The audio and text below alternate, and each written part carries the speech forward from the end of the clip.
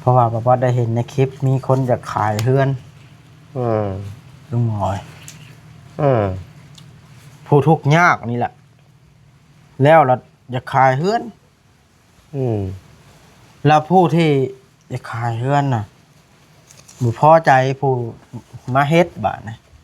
อย่างเช่นคอยนี่นะเป็นสะพานบุญแล้วไปเตือนว่ายาขายอย่างทันทีเพิ่นละ500 บาทแบบนี้นะความหมายนะเจ้านี่มีความคิดเห็นจังได๋กับเพื่อนหลังนี่โอ้ยเป็นอะไรก็ให้เป็นนั่นนี่แล้วบอกจ๋าบอกคืดเป็นอย่างก็ให้เป็นอันนี้เพราะเฮาเป็นคนบ่มีเราเป็นคนบ่มีเพิ่นมาเฮ็ดให้เฮาแล้วก็เฮาก็ตั้งบอกตั้งใจอยู่นี้นอนอยู่นี่เป็นอย่างก็ให้เป็นอันนี้อย่าลืมกดติดตามเพื่อเป็นกำลังใจให้ผมด้วยนะครับทุกคนขอบคุณมากๆครับโอเคพี่น้องเปิดภาพขึ้นกันสบายดีเด้อ FC ทุกท่านเนาะสบายดีลุงหมอสวัสดีพบพ่อกันมานี่ก็อยู่กับลุงหมอพี่น้องก็คือ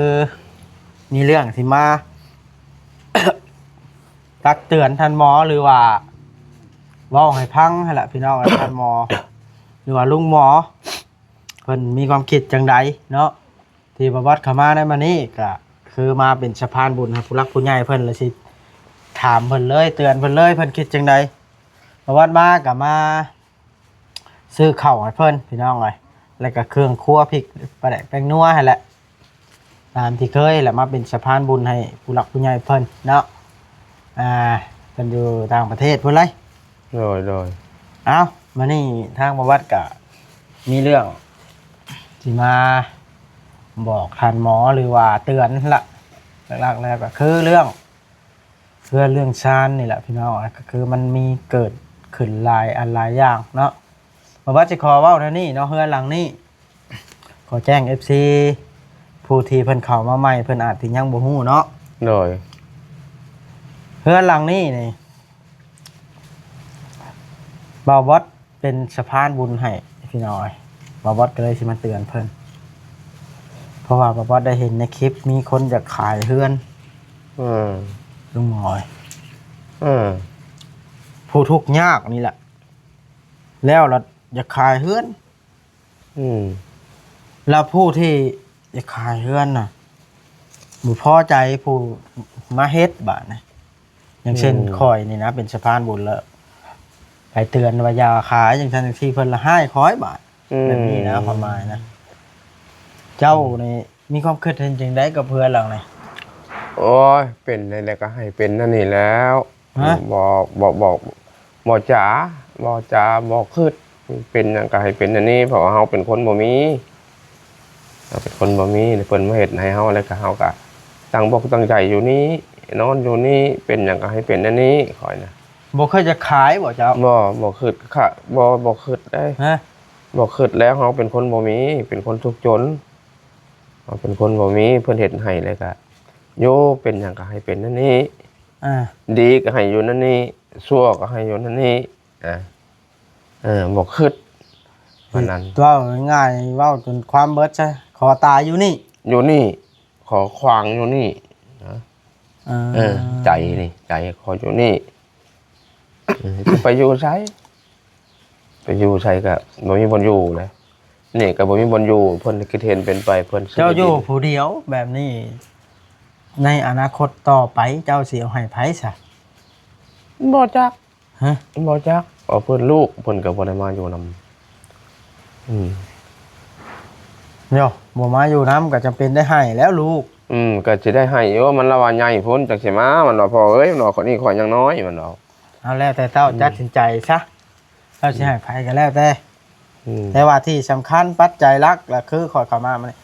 เตือนเลยลุงหมอห้ามขายโดยห้ามขายได้ลุงหมอเอ้ยโดยถ้าข่อยได้ยินว่าสิขายโดย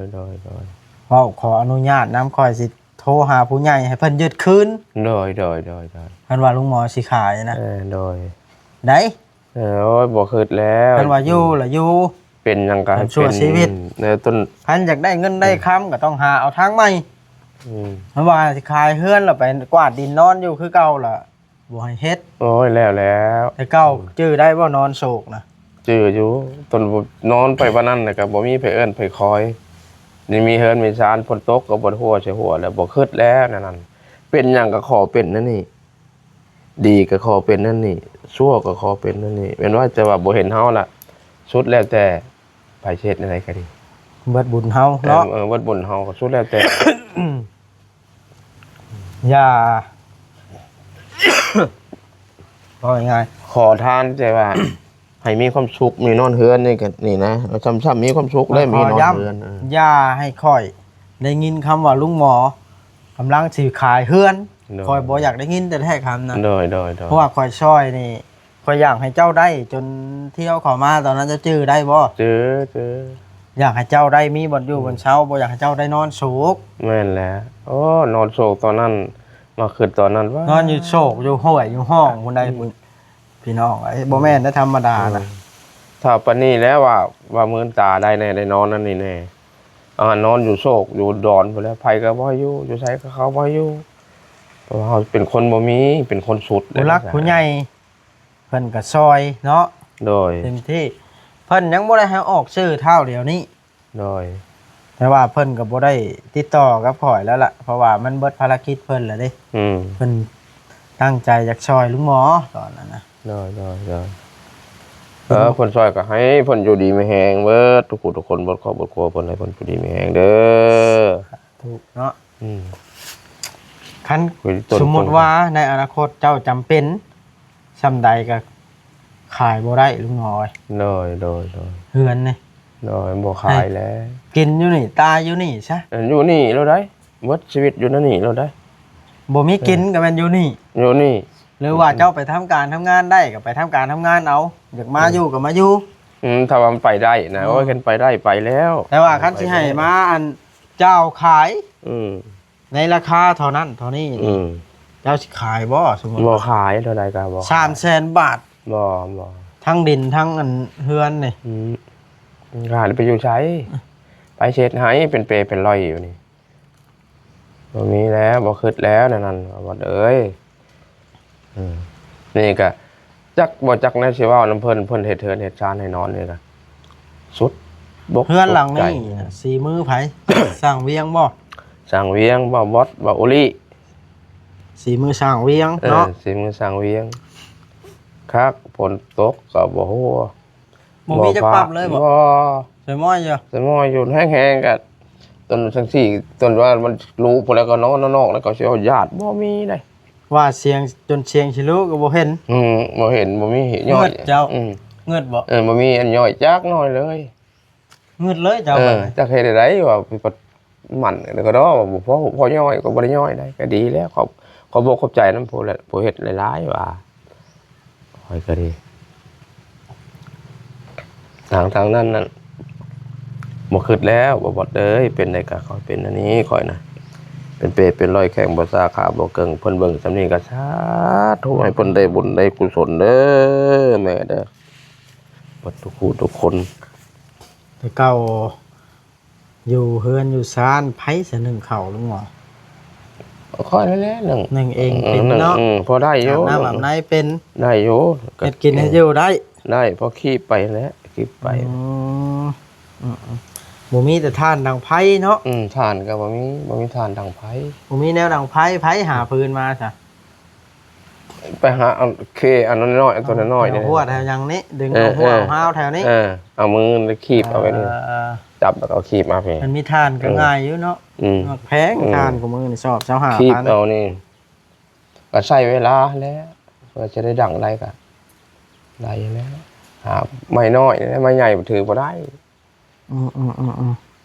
ไม่น้อยตามโคกนี่นะเมื่อใดลูกมาปันลูกเอามาให้อีกกล่องมือมันมาอยู่มาก็ดิมาก็เดี๋ยวมาก็มือมาอยู่มามันไปเอาหาพื้นมาฮักให้มือมันก็อยู่น้ำพอเท่าไม่เท่ามันก็มาร้ายกับจันพอเท่าไม่เท่าเว้าจากเหตุใดมีหลักเนาะก็มาหาลุงหมอมานี่ก็จุดประสงค์ก็ได้เพราะว่าย่านมันเกิดเรื่องขึ้นนะเพราะว่าเรื่องมันน่ะสิคอยกับมาเตือนมันมีจริงแล้ว ชดร้อนๆชดมันหมาด โอ้นั่นแหละก็บ่ให้มีนะแบบนั้นให้เพิ่นจะอยู่ดีไม่แห้ง เพราะว่า เอ้ย เพิ่นตั้งใจเฮ็ดให้อยู่ ย้อนตัวเองบ่มีเพิ่นจังเฮ็ดให้คันว่าตัวเองมีอยู่เพิ่นเฮ็ดให้หยัง แม่นแหละเฮาเป็นคนบ่มีอ เพิ่ ยู่ นสิ โศก เพิ่นเฮ็ดให้แล้วสิขาย นอนอยู่โศกอยู่เหี่ยวบ่คิดแล้วในนั้น บ่ได้ได้แบบน่ะเนาะพี่น้อง นอนความลับความม่วนคักลมแบบนี้เข้าบ่ว่าอันไหนบ่มีชัดได้ ยามหนาวนี่มันอุ่น โอ้ อุ่นที่ช่วยยามร้อนบ่ต้องมาอยู่นอก ยามร้อน เย็นจ้อยๆ เย็นจ้อย อ่า ๆลงว่านี่วันนี้แหละอยู่กลางป่างาไม้วันนี้กับผู้เดียววันนี้ก็นอนก็เย็นสงัด เพื่อน ไป เขียว สงัดดี เพื่อนเพื่อนเขียวเนาะ ไปไม่เห็นไม่เห็นกระท่วงไปไม่เห็นกระท่วงเขามาเห็นโอ้เขาว่าเคินงามแท้เขาสาธุเด้อว่ะเขาบอกขอบใจน้ำลายผู้ย่องว่ะ เพิ่นดีใจเจ้ากันเนาะ ดีใจบางคนกับเขากายไปกายมาแน่ๆพวกเขามาหาเห็ดหาหอนกับเขามาเบิ้ง นี่ละพี่น้องไว้ลุงหมอก็ได้เราก็ดีใจเลยบ่ติแล้วล่ะเราอยู่เพื่อนก็ได้ อยู่กูมือนะฮะมาได้ไปทั้งได้ เจ้าก็จนให้ตะกี้บ่มีวันอยู่เนาะ ให้แล้วมีบนอยู่ใครแล้วว่ายังเป็นคนขึ้นเป็นร้อยได้ขึ้นไปทั่วทีบแล้ว คือจนสิฆ่าตัวเองบ่ เดี๋ยวมันมีบนอยู่ไปอยู่ใช้ อายหมู่บ่ นักหดหัวนักหดสมนักเบัดกระตนกระโตจังเขาค่ะอ๋อ อายบ่หมู่ อายหมู่เลย บ้านเมือง เขาบ่เอิ้นบ่กินหยังกะ กินยังกับเขาบ่ได้เอิ่นได้คอยขึ้นเบิ่งซีนแบ่นะเขาโคเล็กๆได้เพิ่นก็เห็นว่าเป็นตัวได้นี่ ขึ้นมายังต่ำอยู่บ่ ยังต่ำอยู่เบิ่งนะเฮือนจำจ้อกับพ่อให้แน่ตอน1 2ตอน ลูกหลานบ่ครัว คนเบือคนบ้านคนในบ้านนะกับพ่อให้แน่อยาก เจ้าแล้วให้ ก็ได้ให้แล้วตัวเอง อยากเอง อยากบ่อยากมันก็บ่คือเราค่อย ทำอยากได้บะชิ้นแบ่มากินต้องอันนั้นต้องชื่อเอาในห้านเขาซอยจ้ำก็มี ปัดบบก็ว่าเนี่ยเขาเห็ดใส่บ่ได้ไรเดี๋ยวนี้คือว่าเนี่ยบ่มีไผมาใกล้ได้ ห้านปิ้งแบ่อยากซอยจ้ำขมบ่ปิ้งบ่แบ่ครบกูมือนี่มันทันสมัย บางว่าในกลางป่างาไม้บ่มีเฮือนคนเลยไปทางไหนก็มีแต่งาไม้มีแต่ใบไม้ใบหยังเขาทางนอนทำมาก็นอน คันข่อยบ่มานี่มีคนมาลิ้นอยู่บ่ใช่ บ่เลย ใช่ม้อยอยู่ สมอยอยู่แบบนี้เลยพวกไปหาไปเลี้ยงวัวเลี้ยงควายกับเขาไปหน้าเขาก็บ่ได้สนใจเขาก็บ่ได้สนใจน้ำเขาเลยเขาบ่สนใจเฮาก็บ่สนใจเขาบัด บ่าว นี้ จ้อยกับบ่มาใกล้ บ่เห็นมา2 เดือน มาลิ้นน้ำเจ้าเนาะ บ่เห็นไปมาเด้ เสียดายกายเจ้ามันเป็นมันเป็นแก้วเป็นไก่เนาะ มันเป็นหยังก็มันเสียบ่ มันเสีย อยู่ไปหน่อย3อันนั้น3เบิดบุญ อยู่ไปนี่ เบิดเวรเบิดกรรมคนเฮาอยู่ใช้ชีวิตก็อยู่ใช้เวรใช้กรรมนี่แหละเนาะใครยังมีชีวิตอยู่ก็ถือว่าเอ้ามาไผจะ อยู่เชะมาเขาเฮินไกลมาเฮินไกล มาอยู่นำเจ้าบ่ บ่ เดินมาลินใช่ มาสิ อ่า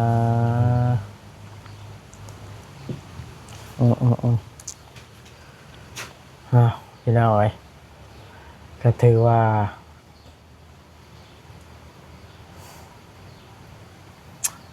คลิปนี้กันเนาะพอวัดเข้ามากับจุดประสงค์กับเอาเข้ามาให้ลุงหมอแล้วก็มาเตือนเล่าเรื่องนี้ละ โดย นี่เข้าใจแล้วบ่ลุงหมอ แล้วเข้าใจ อย่าให้คอยได้คอยว่า บ่เป็นหยังบ่เป็นหยังตัวนี้โอ้บ่คิดแล้วบ่ให้คิดน้ำตัวนี้บ่คิดน้ำคิดว่าเฮานี่เป็นคนบ่มีทุกข์ทุกข์ยากเกินบ้านเกินเมือง เกินโลกก็สิว่าไปนอนอยู่ในห้องน้ำห้วยน้ำหยังไปอยู่หั่นเขาก็บ่อยู่นี่เขาก็บ่อยู่ไสเขาก็บ่อยู่ให้ไปอยู่คนห้วยไปอยู่นาเขาบ่ย่านเฮาเฮ็ดเป็นร้อยไปอยู่ดินเขาก็ย่านเฮาเฮ็ดเป็นร้อยคนบ่มีเด้คนสุดเลยแม่นแล้วก็จำเป็นอยู่ในห้องน้ำห้วยป้ายว่านั่นน่ะเพราะแม่ใหญ่ใจบุญเพิ่นบ่เฮ็ดเฮือนให้เพิ่นบ่คิดเห็นเป็นไปนั่น บ่อยู่แล้วบ่ โอ้ ได้ไหน ยบ่ยังเป็นคนละคิดแล้วอยู่ไปก็นักโลก พุ่นบ่นี่คือตะกี้ นักโลกอยู่ไปก็ดีคิดวันนั้นแล้วมันบ่มีผู้ช่วยเด้บ่มีผู้ช่วยเหลือคนเฮาเสียชีวิตภายนี่มันต้องคิดแบบนี้แหละมันมีผู้ช่วยเหลืออยู่ไปมันนัก อ่า มันก็มีผู้จับแขนขึ้นบัดมันก็วิทย์เลยมันก็ช้างเลยบาดนี้วันนี้แหละเพิ่นเฮ็ดเธอเด็ดซ่านได้นะไปอยู่ไปตามเฮานี่แหละ อืม อยู่ไปกินไปนี่แหละตอนก่อยของมือเด็กๆแล้วข้ามละนอนปัญหาไปหากินก็ไปบ่ได้อยู่ผู้ใดอันสิเอาหน่อไม้บ่เอาเฮ็ดบ่หยังมาบ่มีได้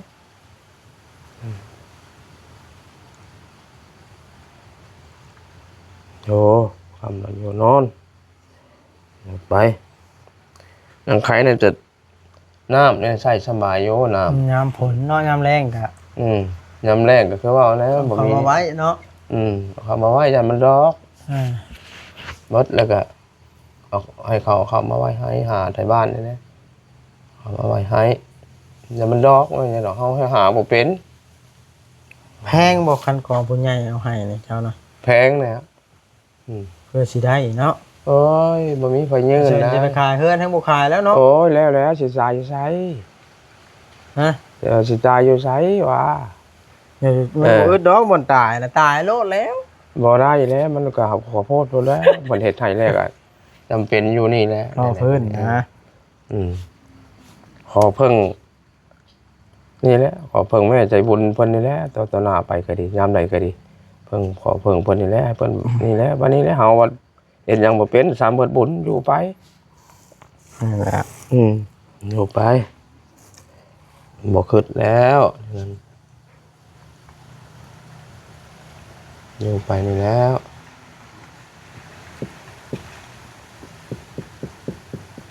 คนเอาให้วิทย์ตัวนี้บ่วิทย์แล้วแต่ก็อยากอยู่ให้ดนๆไปเนาะเอาแต่บุญกรรมเฮาล่ะสร้างไว้เท่านั้น พี่น้องเอ้ย อยู่ไป นี่แหละคือชีวิตจริงของลุงหมอ เราก็อยู่ไปเหมาะๆแม่ๆไปเราบ่คิดสิขายดอกเนาะ บ่คิดแล้วนั่นบ่ให้คิดน้ำตัวนั้นมีแต่คิดว่าโอ้มีได้กินว่าละกินเด้นี่ อันไหนบ่ เจ้าก็บ่ได้จ้อยปานใดเด้อน่ะเต็มอยู่แกงขา เต็มโยมันหกเป็นเส้นเอ็นนี่นะ ฮะ เต็มนั่นโยหกเส้นเอ็นนี่ก็กับได้กินนี่แล้วมันกินข้าวแซ่บๆโยคันมีได้กินนะ แม่นบ่มีหยังกิน บ่มีได้กินน่ะบ่จักได้เฮ็ดมันเอามันไปใส่บ่ได้ ลาบงัวนี่แซ่บบ่ แซ่บเด้ เพื่อสิได้กินเด้ เปิดจะได้กิน2 เดือนยังบ่ได้กิน นี่แหละเราอะแซ่บลาบงัวพี่น้องเอ้ยลุงหมอก็ได้ แมลงก็สิกินนั่นแหละแมลงแซ่บอยู่แซ่บมาแล้วเนาะลาบงูลาบซีนแซ่บมาแล้วมันมีทั้งตีทั้งทานจะกิน เอ้าค่อยได้บอกได้เว้าแล้วค่อยก็สบายใจแล้วย่านมันเป็นแบบบ่คาดคิดลุงหมอเอ้ย โดย จังหน่อยก็เข้ามาว่ามาเยี่ยมลุงหมอหน่อยเห็นเขาใหม่อยู่ร้อนๆแล้ว โดย ได้ โอ้ โอ้ยท่านหมอคายค่อยได้บ่เป็นได้แบบน่ะ บ่ให้คิดบ่ให้คิดน้ำหลายนั่นบ่ให้คิดน้ำ มันคิดแบบนั้นเนาะ ยอมแล้วคิดมานี่ยอมแล้วยอมบ่ให้คิดตอนนั้นมีแต่คิดโอ้เรานี่อยู่แบบไรเพิ่นให้เธอได้ซานให้แล้วนะอยู่ อ่า บ่ให้คิดน้ำตัวนั้นคิดโอ้บ่ให้คิดไว้สิโอ้ยขลำ ๆยอมอีหลีเนาะ ยอมขลำเด้ขล ฮะ ำขลำแห้ง ๆ เพิ่นเฮ็ดให้วันนี้ได้เฮิรนได้ซานได้สำเฮิรนห่อแหละว่าสิไปค้ำไปขายจากค้ำจากขายโอ้ยขลำบ่ได้มีแต่ค้ำคูณหนุนขึ้นเด้อเท่านั้นแหละค้ำมาเฮิรนซานลานแป้นเฮาอยู่เฮานอนบ่ให้ได้บุญให้ได้บุญกุศลเด้อเท่านั้นได้ผู้เฮ็ดผู้สร้างก็ให้เพิ่นได้บุญได้กุศลเอาผู้อยู่ก็ให้ได้บุญ บ่ให้มีในใดให้มีแต่ความสุขความเจริญเขาบ่อยู่กันอยู่ไปนี่แหละอยู่ไปตามบุญตามกรรมเฮาอยู่ไปคำมาผู้คิดว่านั่นน่ะมันบ่แม่นนั่นแหละมันผู้คิดว่านั่นน่ะผู้มีแล้วน่ะเอาบ่เคยได้บ่เคยคบบ่เคยพ้อชาตินี้นะ แม่นแล้ว บ่เคยพบบ่เคยพ้อ อ่ะเว้าร้ายลุงหมอมันยืดยาว โดยเราจะได้จบคลิปก่อนมันค่ำเลยมากันได้สิได้ไปหาสาวแตงอ่อนอีกอยู่เอานัดสุดนักเรียนไปลูกสาวแตงอ่อนพี่น้องโอเคพี่น้องเลยคลิปนี้ก็ประมาณนี้แหละเนาะสบายดีลุงหมอ สบายดี